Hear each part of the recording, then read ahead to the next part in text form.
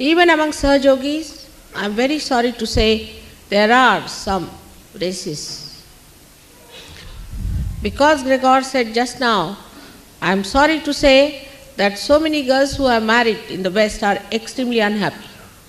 And already I have received a notice from Sahajogis from India that they don't want to marry any Indian girls to Westerners. I know of Sahajogis who ill-treat their wives in England, in Switzerland, in many places like that.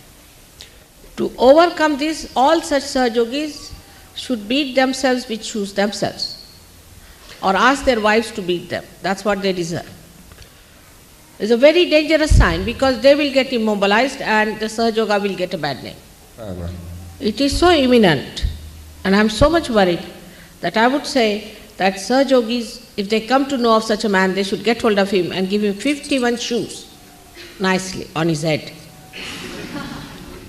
And all such racists must know that if they had married anybody from their own country, they would have had nice slaps on their face every day.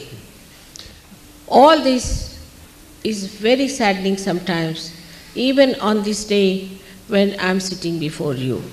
I have come to know of stories that I am shocked the way people behave.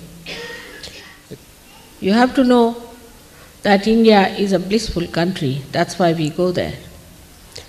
From that blissful country to come to these horrid countries is not easy. I know how difficult it is. I have called all these Sahajoginis that you go and learn something from them.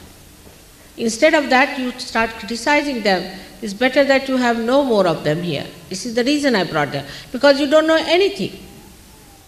They know so many things about your country. They have learned your science, so many things. Why can't you become a proper Sahajogi to know that they know more than knowledge of the roots? And that will give me greatest joy when I will see there is not a single racist left in Sahajoga.